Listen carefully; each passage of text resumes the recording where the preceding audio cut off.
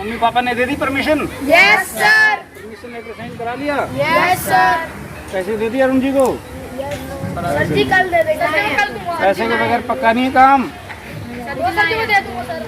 हाँ हाँ, वो तो कोई बात नहीं। ये पैसे कमाने के लिए थोड़ी ये कैंप लगा रहे हैं। कैंप लगाने में तो हमें आर्थिक नुकसान हो रहा है, घाटा हो रहा है। सारा हिसाब किताब लगा के देखा तो 500 रुपये के आसपास सारे बच्चे पे खर्च हो रहा है। लेकिन बच्चे से तो हम कितना 150 ले रहे हैं। उसमें आने जाने का सिटी का किराया भी शामिल है ना। तो 20 रुपये आने का, 20 रुपये जाने का, 40 रुपये तो वही लग गया। तो इसलिए ये प्रॉफिट मेकिंग बिजनेस नहीं है, ये तो लॉस हो गया। क्या ये लॉस हो गया? No sir. देश का बहुत बड़ा फायदा होने वाला है इस कैंप से। कुछ बच्चे वैज्ञानिक सोच के बनने वाले हैं, कुछ बच्चे जात धर्म जाति से ऊपर उठने वाले हैं, कुछ बच्चे अपने देश का भविष्य संवारने वाले अच्छे नागरिक बनने वाले हैं। तो हमें फिलहाल आर्थिक नुकसान हो रहा है, लेकिन उसकी भरपाई तुम बहुत अच्छा नागरिक बन के कर दोगे तो ये एक अच्छा निवेश है, अच्छी इन्वेस्टमेंट हम मान के काम कर रहे हैं, है ना। Yes sir. और आपके माता पिता भी हम पे भरोसा कर रहे हैं।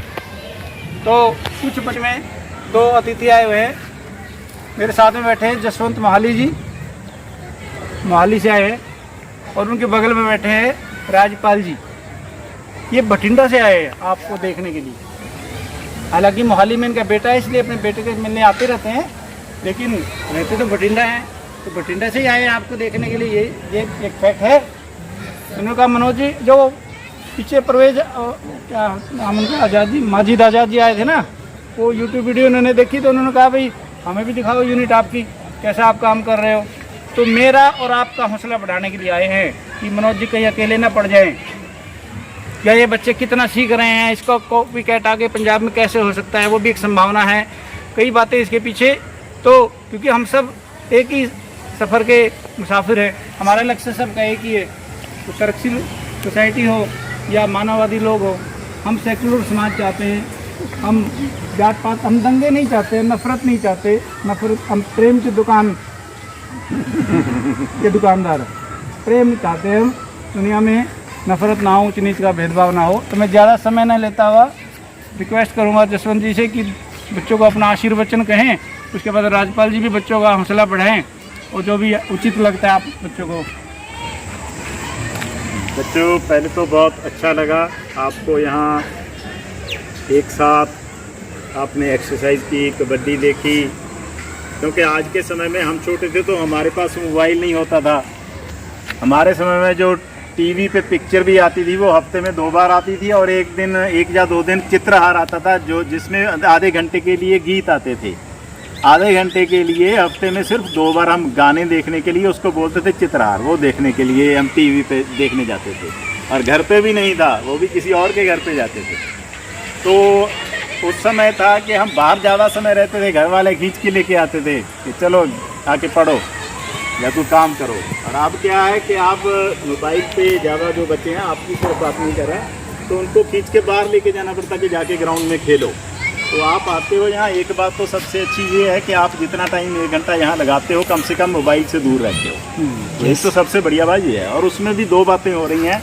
एक तो आप चलो फिजिकल एक्सरसाइज करते हो, और साथ में आपकी जो है वैज्ञानिक सोच जो है वो डेवलप होती है। वैज्ञानिक सोच का मतलब क्या है कि ये धरती कैसे बनी, ये जीवन कैसे बना, जीवन बनने के बाद इतनी तरह की जो हम देखते हैं विविधता है ना, इतने तरह के फल फ्रूट हैं, और फिर उसके बाद इंसान जानवर ये सब कैसे बना, ये जानना।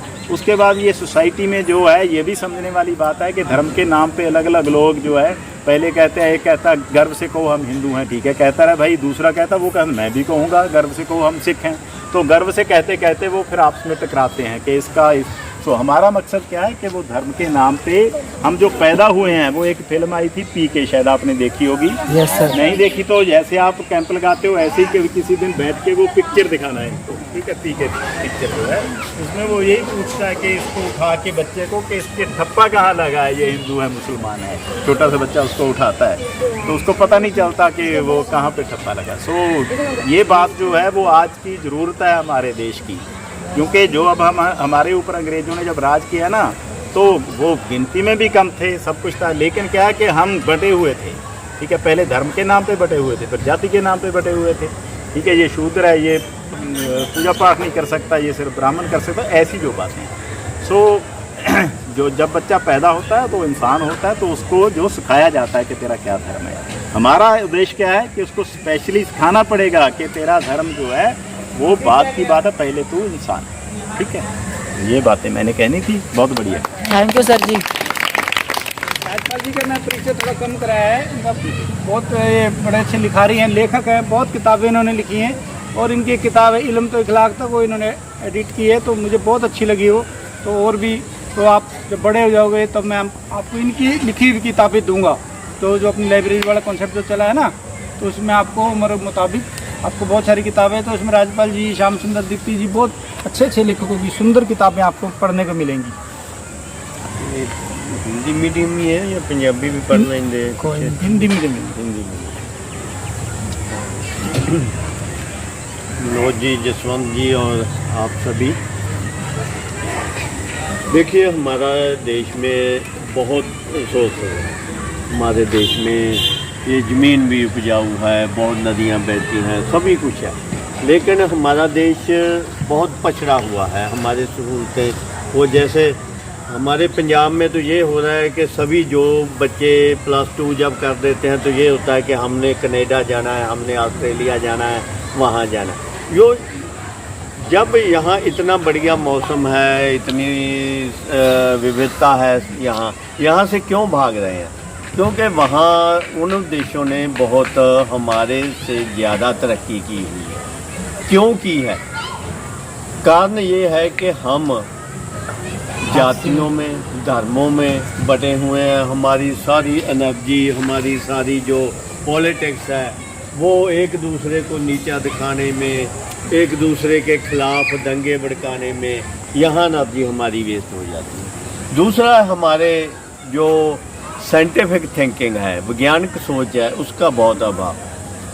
हमारे तो यहाँ अंधविश्वास है, धार्मिक सोच है, जो हमारे बुजुर्ग पीढ़ियों से करते हैं उसी रास्ते पे हम चलते हैं। लेकिन यूरोप के देशों ने, उन देशों ने विज्ञान का मार्ग अपनाया और इसलिए वो बहुत हमारे से आगे निकल।